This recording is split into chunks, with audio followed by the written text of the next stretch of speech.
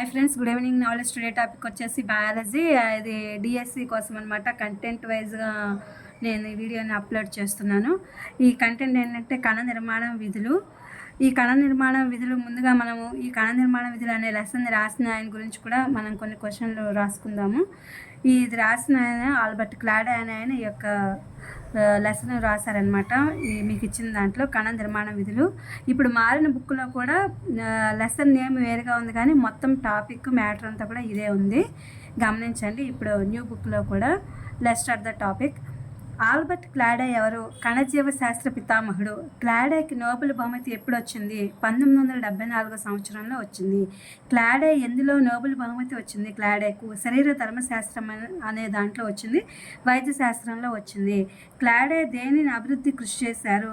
కణ సూక్ష్మ భాగము మరియు అతి అపకేంద్ర యంత్రము అనే ఈ దాని మీద ఈయన ఎక్కువ అభివృద్ధి చేశారనమాట. దీన్ని ఉల్లిపొరలో కణాల ఆకారము దీర్ఘచతురస్రాకారం కలిగి ఉంటాయి.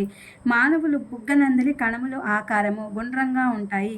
ఇవి డయాగ్రామ్స్ వేసినప్పుడు అందులో మైటోకాండ్రియాలు, ప్లాస్మా పొరలు, అందులో కణ త్వచాలు, కణభాగాలు, వాటిలో మనం ఈ డయాగ్రామ్ని పరిశీలించినప్పుడు ఈ మానవ బుగ్గనందలి కణాల ఆకారం ఎలా ఉంటుంది అనేది ఆ డయాగ్రామ్లో ఉంటుందన్నమాట, గమనించండి. కణకవచం ఏ పదార్థంతో తయారవుతుంది? కణకవచము సెల్యులోజ్ అనే పదార్థంతో తయారవుతుంది.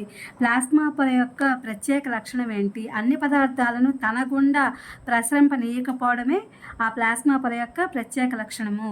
ప్లాస్మా పొర దేనితో నిర్మితమై ఉంటుంది? ప్రోటీన్లు, లిపిడ్లతో నిర్మితమై ఉంటుంది ఈ ప్లాస్మా పొర. హరితరేణువులు ఉండే మొక్క భాగాలు, పత్రాలు, లేత కాండాల్లో హరితరేణువులు ఉంటాయి. వృక్షకణంలో మాత్రమే కనబడే ప్రత్యేకమైన భాగం ఏంటంటే కణకవచము.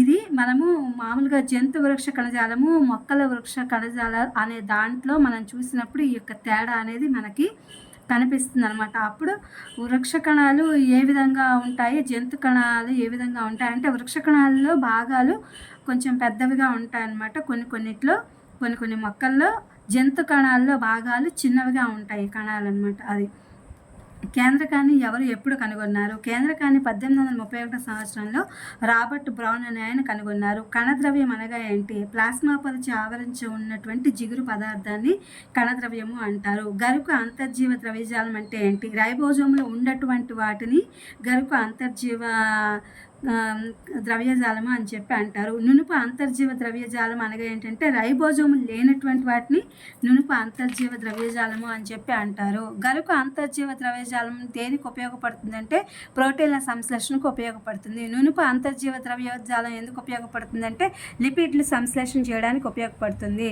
గాల్జీ సంక్లిష్టాలు ఎక్కువ సంఖ్యలో ఉండే కణాలు ఏంటంటే ఎంజైమ్లు లేదా హార్మోన్లు స్రవించే కణాల్లో గాల్జీ సంక్లిష్టాలు ఉంటాయి. జానస్ గ్రీన్ బి ద్రావణంతో రంజనం చేసినప్పుడు కనబడే కణాంగం ఏంటంటే మైటోకాండ్రియా. మైటోకాండ్రియా పొడవు, వ్యాసం ఎంత ఉంటాయి అంటే మైటోకాండ్రియా పొడవు 2 నుంచి 8 మైక్రాన్లు మరియు 0 నుంచి 5 మైక్రాన్ల వ్యాసం కలిగి ఉంటుంది. ఈ మైటోకాండ్రియా పొడవు, వ్యాసము ఈ విధంగా ఉంటుందన్నమాట. మీకు చెప్పినటువంటి గరుకు అంతర్జీవ ద్రవ్యజాలము, నునుపు అంతర్జీవ ద్రవ్యజాలం, వాటి ఉపయోగాలు ఇవన్నీ కూడా మనము ఆ డయాగ్రామ్ ఉంటుంది, ఆ డయాగ్రామ్లో చూసినప్పుడు వీటి గురించి మనకి వివరంగా కనపడుతూ ఉంటాయి. అట్లాగే గాల్జీ సంక్లిష్టాలు అంటే ఏంటంటే ఈ గాల్జీ అనే ఆయన ఆ మైటోకాండ్రియా అనే దానికి గాల్జీ సంక్లిష్టాలు అని చెప్పి ఆయన పేరే పెట్టడం అనేది జరిగిందనమాట. ఇది ఇవాల్టి బయాలజీకి సంబంధించి డిఎస్సికి సంబంధించినటువంటి కంటెంట్ వైజ్ ఇంపార్టెంట్ బిట్స్ అనమాట. ఇవి డిఎస్సి వాళ్ళు బయాలజీ కంటెంట్ వాళ్ళకి ఉపయోగపడతాయని వీడియో అప్లోడ్ చేస్తున్నా. Please my channel like, share, subscribe and comment. Thank you for watching. Thank you for our support.